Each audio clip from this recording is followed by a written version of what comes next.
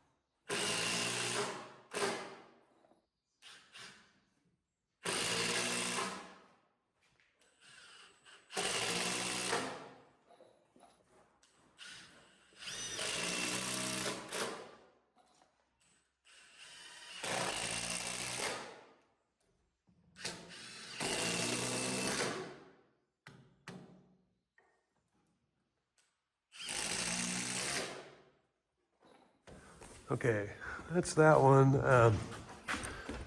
There's 3 holes in there. I'm leaving that one out. I have to go back under to put that one in anyway when we screw the treads on. But if I have to move these or shift any, if any of them is slightly in the wrong spot, that way I have a fresh, I don't have to worry about adjusting 3 holes or fighting that hole. So once those are all set and everything's the way we want it, I can add that screw. Is that one ready to flip? Yeah.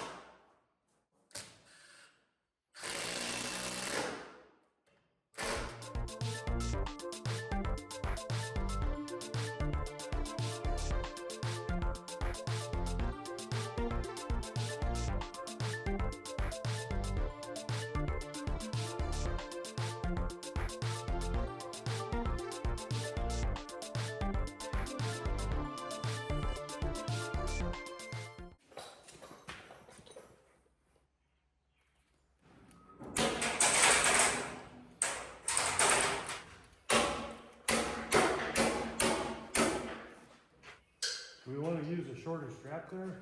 I think you'll be okay.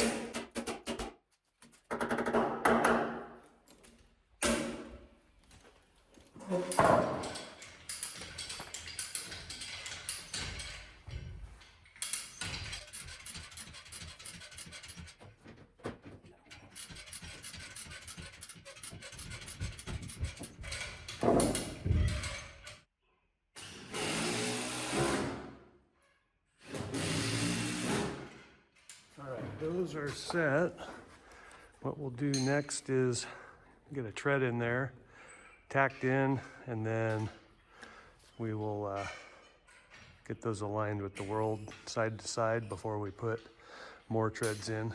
And we'll get it dialed in that way.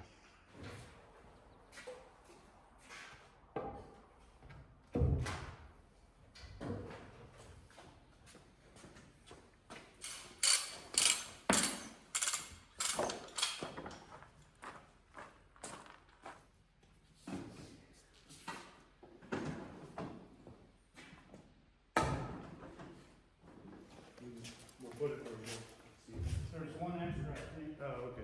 All right, we got that one figured out.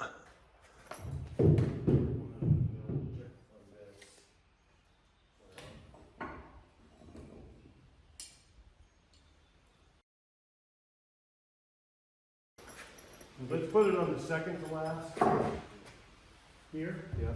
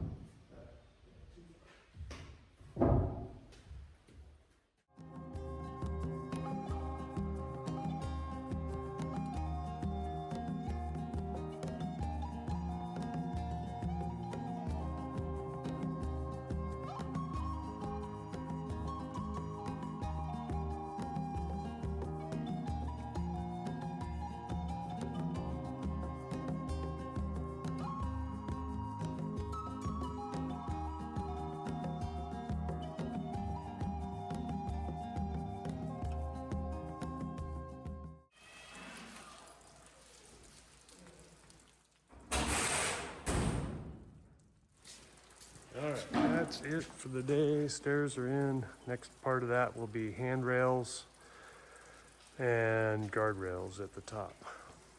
Well, at some point I probably ought to turn the camera on today. So I've got this first run of paper on.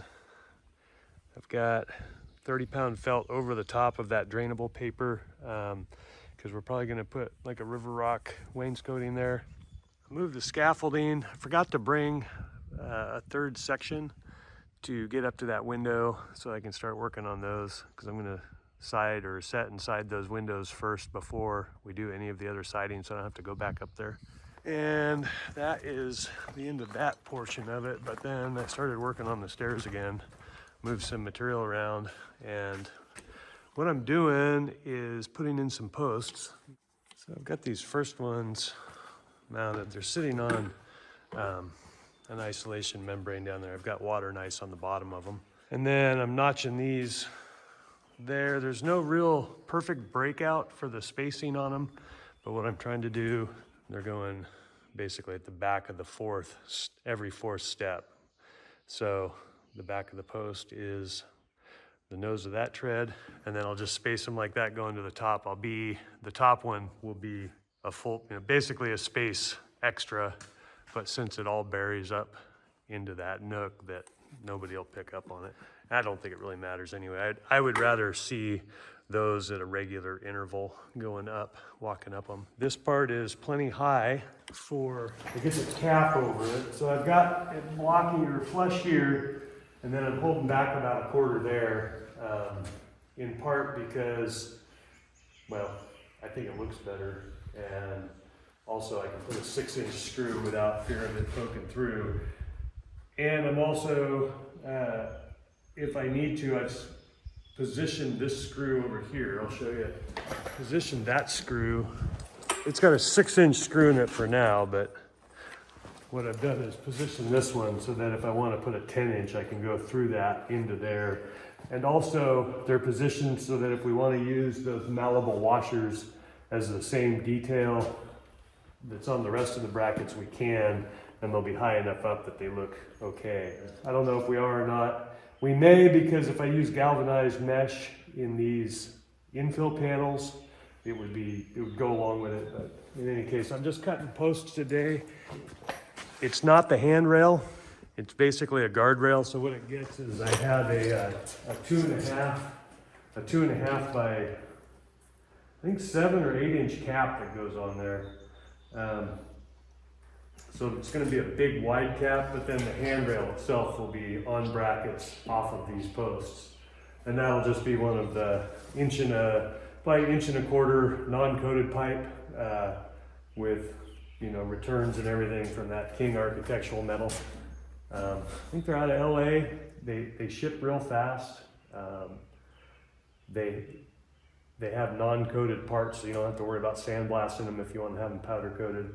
Anyway, good place for stuff. They have all the handrail angles, or the typical handrail angles. I think I've explained it in a different video, but for that rail, they have 35s and 55s. And the way this works out with a 7.5 rise and a 10.5-inch run using a 13-inch wide tread, so it's generous, lots of toe room, it works out to just a hair over 35 degrees. So those pieces you can buy directly from them work really well.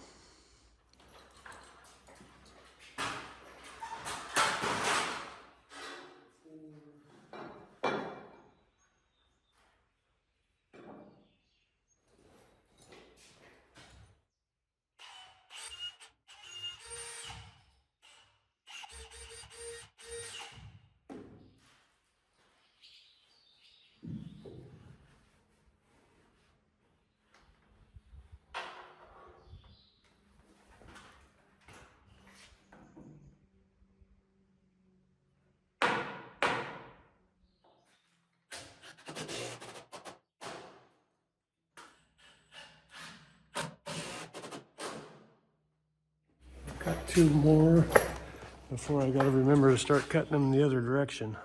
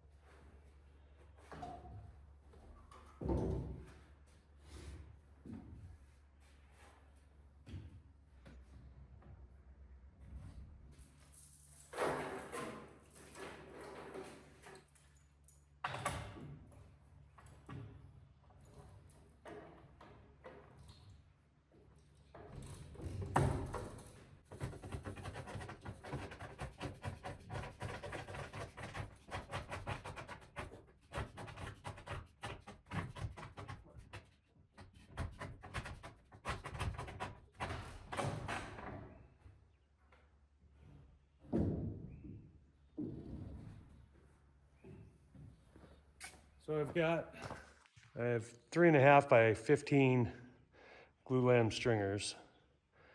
I have 3.5 by 13 rough sawn treads. I have 3.5 by 6 posts, a full 6. And then I have 2.5 plus or minus by 7.5 rail cap. And so I'm probably gonna hang it in 1/2 inch. The posts are in 1/4 of an inch. So if I hang it in 1/2 inch here on this bottom post, which is 1/4 inch further in, it'll be 3/4 there, which is half the distance. So basically they'll be centering on those and 1/2 inch overlap here. Once I get it set, I think I'm gonna drill back here and screw into this. At this point, I'm not gonna face screw that if I can help it. I'll just come up from down below. I have some 3s. I might be able to get a 6 in there if I angle it right. I'm not 100%. But I'll at least get it tacked on. And then once it's on, I better route it first. I was gonna route it on the ground, but then I thought I can do it up here. But I better route it before I start screwing it in case the bearing hits the post. So I'll do that real quick. I'll probably route the other one when it's laying down. That's sort of an oversight.